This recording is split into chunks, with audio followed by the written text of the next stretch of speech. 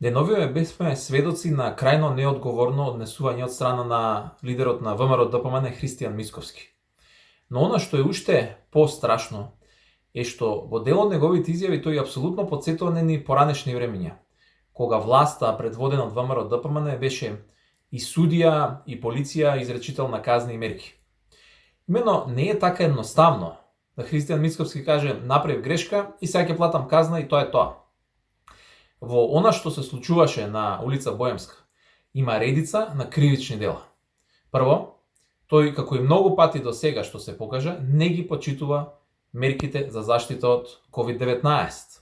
Тоа се покаже во други примери претходно. Ова е веќе кривично дело и не е така едноставно. Правдањето дека не знаел дека не смее да седи во внатрешност на угостителски објект е навистина смешно. Сите го знаат и впрочем не требал ни да биде пуштен внатре во објектот. Вториот момент за кривично дело е дека спречува луѓе, инспектори, официјални лица во извршување на својата службена должност. Овие луѓе 2 часа не беа пуштени да влезат во внатрешноста на угостителски објект само единствено затоа што таму седел Христијан Мицковски со неговото друштво. И ова е кривично дело.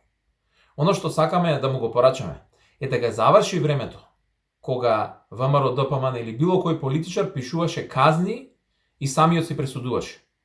Не е така. Судот, на основа на она што го кажуваат доказите и кривичните пријави кои што ќе следуваат, ќе каже која е казната која што треба да ја плати Христијан Мицковски за неговото неодговорно однесување пред се кон здравието и животот на граѓаните.